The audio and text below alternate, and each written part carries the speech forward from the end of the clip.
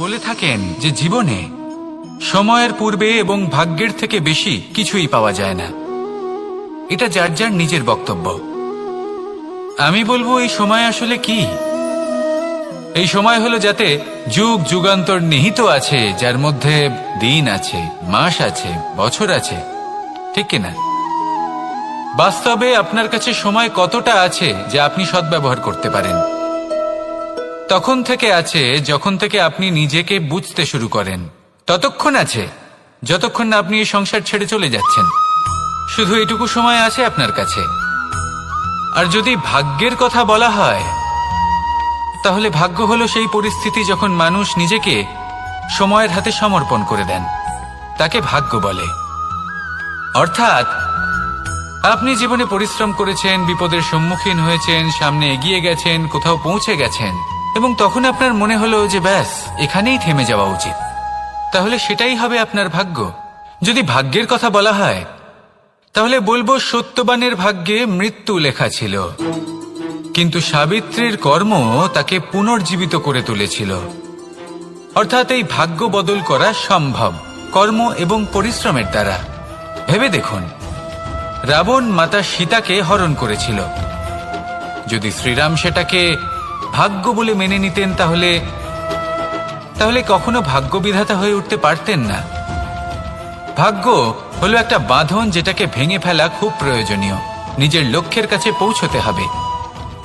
হতেই পারে এই লক্ষ্য হলো পরমাত্মার কাছে পৌঁছে যাওয়া।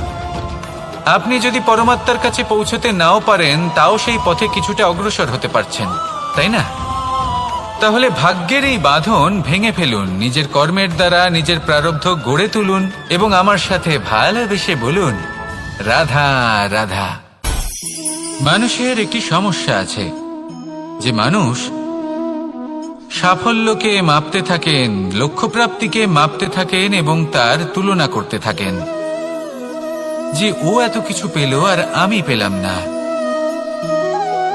ওর কাছে এত কিছু আছে কিন্তু আমার কাছে নেই। এই তুলনা করার জন্য ওনারা দুঃখী হয়ে পড়েন, নিরাশ হয়ে পড়েন। তাই আমি একটা প্রশ্ন করছি যে এটা কি উচিত?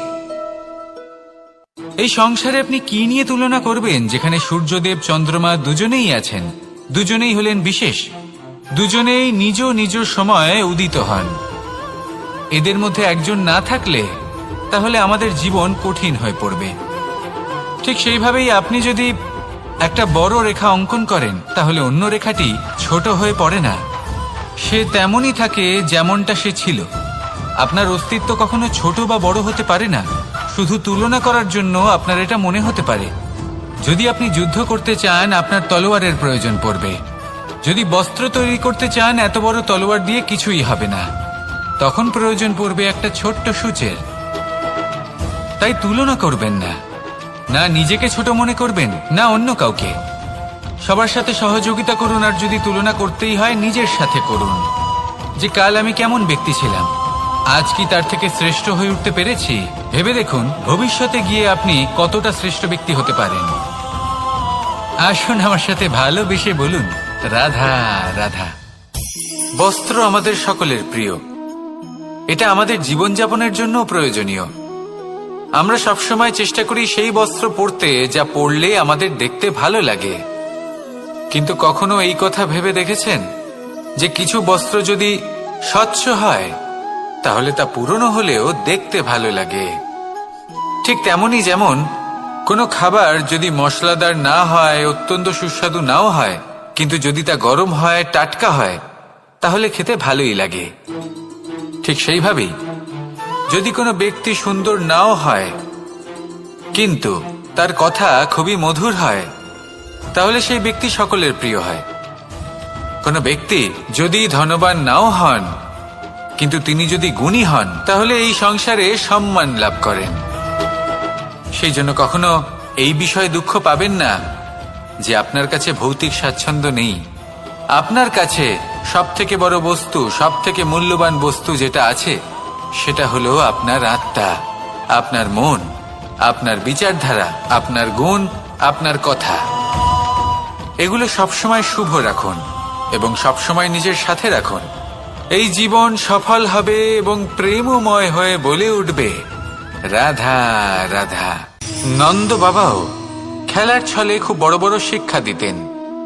অনেকদিন আগেকার কথা, বাবা আমার জন্য একটা মানচিত্র নিয়ে এলেন। এটা ছিল জম্বুদ্বীপের মানচিত্র, ঠিক যেন একটা ধাঁধা, যা টুকরো টুকরো করে বিভিন্ন দিকে ছড়ানো, যেগুলোকে আমায় জুড়তে হতো। ব্যাস শুধু এটুকুই ছিল আমার কাজ। আমি বারবার প্রচেষ্টা করলাম, কিন্তু বারবার অসফলই রয়ে গেলাম। বাবা এটা দেখলেন এবং হাসলেন। বাবা বললেন, একটা কাজ করো, এই প্রত্যেকটি অংশকে উল্টে রাখো। আমিও উল্টে রাখলাম। তারপরে দেখলাম প্রত্যেক অংশে মানুষের শরীরের কোনো না কোনো অংশ চিহ্নিত। কোথাও হাত আছে, পা আছে, কোথাও মুখ আছে। বাবা বললেন যে এবার এটা জুড়তে চেষ্টা করো। আমিও জুড়ে দিলাম। মানুষের মানচিত্র পূর্ণ হলো। এবার বাবা বললেন, এটা উল্টে রাখো, মানচিত্র পূর্ণ আকার ধারণ করেছে। আমি বললাম, ঠিক আছে। আমি উল্টে রাখলাম। দেখলাম জম্বুদ্বীপের মানচিত্র পূর্ণ হয়েছে। বাবা বললেন, যদি দেশকে সফল করে তুলতে চাও, শক্তিশালী করতে চাও, স্থির বানাতে চাও, তাহলে সবার আগে দেশবাসীকে একত্রিত করতে শেখো। সকল সৈন্যগণ যখন একজোট হয়ে দাঁড়াবে, তখন দেশের শক্তি আরো বেড়ে যাবে। শুধু তাই নয়, বাবা বললেন, যদি ভালোবাসার সাথে জড়িয়ে পড়ো, তাহলে পরমাত্মাও তোমার সামনে এসে দেখা দেবেন। তাহলে এটাই করুন, আর আমার সাথে ভালোবেসে বলুন, রাধা রাধা। ছোটবেলা থেকেই আমি গরু চড়িয়ে অভ্যস্ত, সেই জন্য সকলে আমাকে গোপাল নামে ডাকত। কিন্তু গোপাল হয়ে আমি একটা অমূল্য শিক্ষা লাভ করেছি। আমি দেখেছি যে গৌশালাতে অনেক বাছুরের মধ্যে একটি গাই তার নিজের বাছুরকে অবশ্যই চিনে ফেলে। যেখানে সমস্ত বাছুর একই রকম দেখতে এবং প্রত্যেকের স্বরও সমান, তারপরেও সকল বাছুরের মধ্যে নিজের বাছুরকে ঠিক চিনতে পেরে যায় এবং তার সাথেই থাকে। ঠিক এইরকমই কিছুটা হয় আমাদের কর্ম এবং তার কর্মফল। আপনি সবার মাঝে থেকেও কোনো কর্ম যদি করেন, সেই কর্মফল সবার মধ্যে আপনাকে চিনে ফেলবে এবং আপনার সাথেই থাকবে। তাই যখনই কর্ম করবেন, ভেবে চিন্তে করবেন। কোনো কর্ম করার আগে একবার ভেবে দেখুন, তাহলে জীবনে বারংবার অনুতপ্ত হতে হবে না। কারণ বিষয়টা কিছুটা এরকম যে এই সংসারে আপনি কাল, কর্মফল এবং সময়, এই তিনের হাত থেকে কখনো লুকোতে পারবেন না, কখনো পালাতেও পারবেন না। আসুন আমার সাথে ভালোবেসে বলুন, রাধা রাধা। জন্ম এবং মৃত্যু, একটি হলো জীবনের সূত্রপাত, আরেকটি জীবনের সমাপ্তি। এটা হলো একটি চক্র, এবং প্রত্যেক চক্রের মতোই এটাও যেখান থেকে শুরু হয় সেখানে এসেই সমাপ্ত হয়। অর্থাৎ প্রত্যেক ব্যক্তি যারা জন্ম নিয়েছেন, তার জন্মের সাথে এটা সুনিশ্চিত হয়ে যায় যে তার মৃত্যু হলো অবশ্যম্ভাবী। এই সংসারে এমন কিছুই নেই যা চিরকালের মতো থেকে যায়। এবার এটা আমরা সবাই জানি। আমাদের কাছে যে জীবনটা আছে, যেটা আমরা যাপন করতে পারি, সেই সময়কালে আমরা কি করতে পারি সেটা গুরুত্বপূর্ণ। এমন কিছু করুন যার ফলে মৃত্যুর পরেও আপনি অমর হয়ে থাকবেন। আমাদের কথা, আমাদের কর্ম এই সংসারে প্রেরণা প্রদান করতে পারে। আর যদি আমরা প্রেরণা নাও জোগাতে পারি, তাও এই সন্তোষ বোধ যেন থাকে যে আমরা আমাদের জীবন ব্যর্থ হতে দিইনি। এই জীবন যাপন করার ইচ্ছেতেই আমরা সময় ব্যর্থ করে দিই। আর এই জীবনকে যাপন করার সর্বশ্রেষ্ঠ উপায় হলো এটাই যে কখন আমাদের মৃত্যু হবে, কিভাবে আমাদের মৃত্যু হবে, এই চিন্তা ত্যাগ করে যেন আমরা বর্তমানে বেঁচে থাকি, আজকে বেঁচে থাকি, আজকে দাঁড়িয়ে কর্ম করি এবং আজ যে সংকট সামনে তার সম্মুখীন হই। ভবিষ্যতের পথ নিজে থেকেই উন্মুক্ত হবে। আপনার জীবনে অনেক বড় বড় বিপদরূপী পাথর আসবে। সেই পাথরগুলিকে এতটাই দুর্বল করে দিন যাতে সেই পথ আপনি অগ্রসর হওয়ার পরে আপনার পেছন পেছন যে সেই পথ দিয়ে আসবেন, তিনিও যেন সহজেই পাথর চূর্ণ করে সামনে অগ্রসর হতে পারেন। মনে রাখবেন, আপনার প্রচেষ্টারও একটা মাহাত্ম্য আছে। যদি আপনি কোনো কেল্লার শিখরে পতাকা উত্তোলন নাও করতে পারেন, তাহলেও আপনার প্রচেষ্টার যে মাহাত্ম্য তা কখনো কমে যাবে না। সেই জন্য প্রচেষ্টা করতে থাকুন আর আমার সাথে ভালোবেসে বলুন, রাধা রাধা। মানুষ সবসময় চায় যে তার জীবনে যেন কখনো কোনো সমস্যাই না আসে। সে চায় তার জীবন যেন শুধুমাত্র শান্তি এবং সুখের দ্বারা পূর্ণ থাকে। কিন্তু এই চাহিদা অনুচিত কিছু নয়। আমরা সবাই এটাই চাই যে জীবনে সুখ থাক, শান্তি থাক। কিন্তু এই কথা সবসময় মনে রাখবেন, যে সূর্য উদিত হন সংসারকে প্রকাশমান করেন, দুপুরবেলায় সংসারকে রৌদ্র প্রদান করেন, সন্ধেবেলায় তাকেও অস্ত যেতে হয়। এবার আমাদের জীবন চক্র কিছুটা এরকমই। কোনো কিছুই চিরকাল একরকম থাকে না। কখনো এই নদীকে দেখুন, যা বয়ে চলেছে। এই নদী যা বয়ে চলেছে তার পথেও অনেক বিপদ আসে। বড় বড় পাথরের সম্মুখীন হয়ে তাকেও সামনে এগিয়ে যেতে হয়। একটি পুকুর যা চারদিক থেকে ঘেরা, তার জীবনে কিন্তু কোনো সমস্যা নেই। কিন্তু এই সংসারে পুকুরের পুজো করা হয় না, পুজো করা হয় নদীকে। মনে রাখবেন, সমস্যার ঊর্ধ্বে তিনি উঠতে পারেন যিনি সমাধি লাভ করেছেন, যিনি এই সংসারেই নেই। যিনি এই সংসারে আছেন এবং জীবিত আছেন, তার জীবনের সমস্যা হলো শ্বাসবায়ুর মতোই গুরুত্বপূর্ণ। আসুন আমার সাথে ভালোবেসে বলুন, রাধা রাধা। বন হলো আমাদের সবারই প্রিয়। সেখানকার সৌন্দর্য, শান্তি, সেখানকার পরিবেশ আমাদের সকলের ভালো লাগে। এবং সেখান থেকে আমরা কাঠ পাই, যা সংসারে আমাদের জীবনে আমাদের খুব সহায়ক হয়ে ওঠে। এর দ্বারা আমরা অনেক কিছুই প্রাপ্ত করতে পারি। অনেক বাদ্যযন্ত্র আমরা লাভ করতে পারি। এর অনেকভাবে প্রয়োগ সম্ভব। কিছু কাঠ অত্যন্ত সুগন্ধি হয়, যা আমরা ঈশ্বরকে নিবেদন করি, যেমন চন্দন। এবার ভাবুন, একজন অসাবধানী ব্যক্তি, তার হাত থেকে ছোট্ট একটা আগুনের ফুলকি যদি সেখানে পড়ে, তাহলে তা সমগ্র বনকে ভস্ম করে দিতে পারে। আর যখন এই আগুন ছড়িয়ে পড়ে, তখন তা কাউকে রেহাই দেয় না। অন্য বৃক্ষকে নয়, পাতাকে নয়, ফলকে নয়, কাঁটাকে নয়, কাউকে নয়, পথে যাকে পায় তাকেই ভস্ম করে দেয়। এই ছোট্ট আগুনের ফুলকি। কিন্তু এই ছোট্ট আগুনের ফুলকি সবার আগে কাকে ভস্ম করে? সেই সকল ছোট ছোট শুকনো পাতা, সেই ছোট ছোট গাছের ডাল। ঠিক সেইভাবেই আপনার জীবনে একজন খারাপ ব্যক্তি এসে হয়তো আপনার সমগ্র জীবন ধ্বংস করে দিতে পারে। আর আপনার এই জীবনে এই ছোট ছোট শুকনো পাতা এবং এই ছোট ছোট শুকনো কাঠ আপনার ছোট ছোট স্বার্থ। আপনার স্বার্থের দ্বারা এই অশুভ ব্যক্তি আপনার মনে অশুভ আবেগ বাড়িয়ে তুলবে এবং আস্তে আস্তে আপনার জীবন শেষ করে দিতে পারে। তাই মনে রাখবেন, এই জীবন অমূল্য। আপনি হলেন অমূল্য। এই জীবন যাপন করুন এবং এই জীবনের কাছে পৌঁছানোর দ্বার আর কোথাও নেই, আপনার কাছেই আছে। আপনার মনে, আপনার বিবেকে, আপনার দৃষ্টিভঙ্গিতে, আপনার ভাবনাতেই আছে। এই দ্বারকে খুলুন, জীবন সফল হবে আর ভালোবেসে বলবে, রাধা রাধা। কথায় আছে যে স্বপ্ন এবং লক্ষ্য হলো একটি মুদ্রারই দুটি দিক। যতক্ষণ না স্বপ্ন দেখছেন, ততক্ষণ বুঝবেন কি করে আপনার লক্ষ্য কি? স্বপ্ন দেখে যদি নিজের লক্ষ্য বুঝতে পারেন, সেটা পেতে চান, তবেই সেটা লাভ করতে পারবেন। কিন্তু স্বপ্ন এবং লক্ষ্য, এই দুইয়ের মধ্যে একটা ভারসাম্য রয়েছে, যেটা বজায় রাখা প্রয়োজনীয়। একে আমরা বলে থাকি পরিশ্রম। দেখুন, যদি আপনি স্বপ্ন দেখতে চান, তাহলে পরিশ্রম ত্যাগ করে নিদ্রা লাভ প্রয়োজন। কিন্তু যদি আপনি লক্ষ্য লাভ করতে চান, তাহলে আপনাকে নিদ্রা ত্যাগ করে পরিশ্রম করতে হবে। তাই আলস্য ত্যাগ করুন এবং সিদ্ধান্ত নিন যে আপনি কি চান। আপনার জীবনের এই তুলাদণ্ডে স্বপ্নের পাল্লা ভারী হওয়া প্রয়োজন নাকি লক্ষ্যের? আমার মতে এই দুইয়ের মধ্যে যদি ভারসাম্য বজায় রাখেন, তবে পথ নিজে থেকেই সামনে আসবে। শুধু সেই পথে অগ্রসর হতে থাকুন এবং আমার সাথে ভালোবেসে বলুন, রাধা রাধা। আমরা সবাই জীবনে সুখ লাভ করতে চাই। শুধু জীবনে কেন, জীবনের পরেও আমরা সুখ লাভ করতে চাই।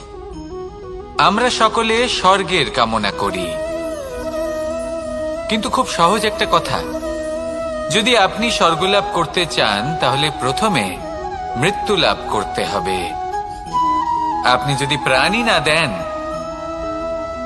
তাহলে আপনি স্বর্গলাভ কিভাবে করবেন, তাই না? শুধু এই ছোট্ট একটা বিষয় দ্বারা আমরা জীবনে অনেক কিছুই শিখতে পারি।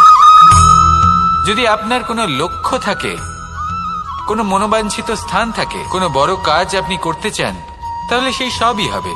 কিন্তু শুধুমাত্র কামনা করলে হবে না,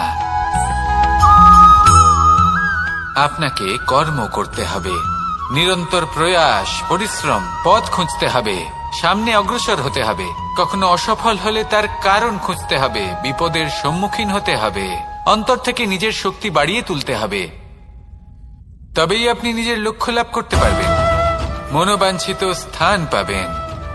মহান নদী গঙ্গা একটি বিন্দু দ্বারা শুরু হয়, ধীরে ধীরে অগ্রসর হয়। কোনো পাথরে ধাক্কা খেলেও সে থামে না, বরং এগোতেই থাকে।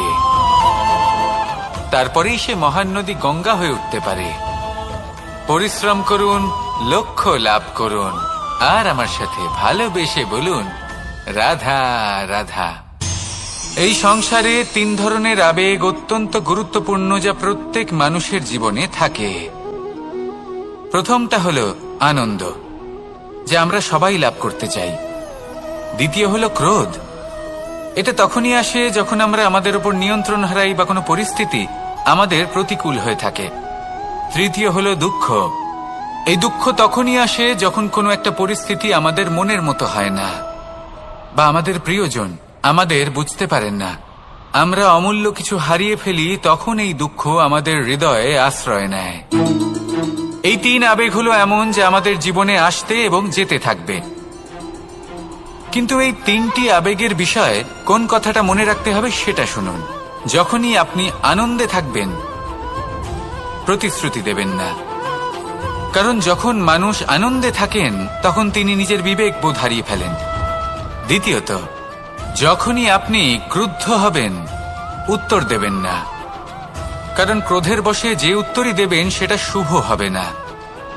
তৃতীয়ত, যখনই আপনি দুঃখী থাকবেন, কোনো সিদ্ধান্ত নেবেন না, তখন নিজের মনের ওপর, নিজের কর্মের ওপর, নিজের উপর নিয়ন্ত্রণ রাখতে চেষ্টা করুন।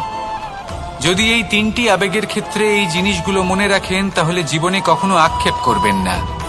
আসুন আমার সাথে ভালোবেসে বলুন, রাধা রাধা। আমাদের মধ্যে বেশিরভাগ মানুষ কোনো না কোনো মহাশক্তির উপস্থিতিকে বিশ্বাস করেন। আমরা মনে করি যে এ হলো সেই মহাশক্তি যার প্রভাব, যার কৃপা চিরকাল আমাদের উপর বজায় থাকে। আমাদের কর্মের ওপর, কর্মফলের ওপর চিরকাল তার দৃষ্টি থাকে। আমাদের মধ্যে কেউ একে ঈশ্বর মনে করেন, কেউ বা প্রকৃতি মনে করেন, বা কেউ কোনো গৃহপালিত পশুর মধ্যে মহাশক্তির দর্শন লাভ করেন, বা কেউ কোনো বস্তুর মধ্যে। প্রত্যেকের নিজস্ব বিশ্বাস আছে, কিন্তু সেই শক্তির থেকে আশীর্বাদ লাভের জন্য বা কোনো ইচ্ছে পূরণের জন্য আমরা কখনো না কখনো মন্দিরে যাই।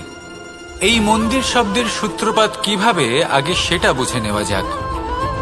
মন্দির, এই শব্দের আরম্ভ হলো মনের দ্বারা।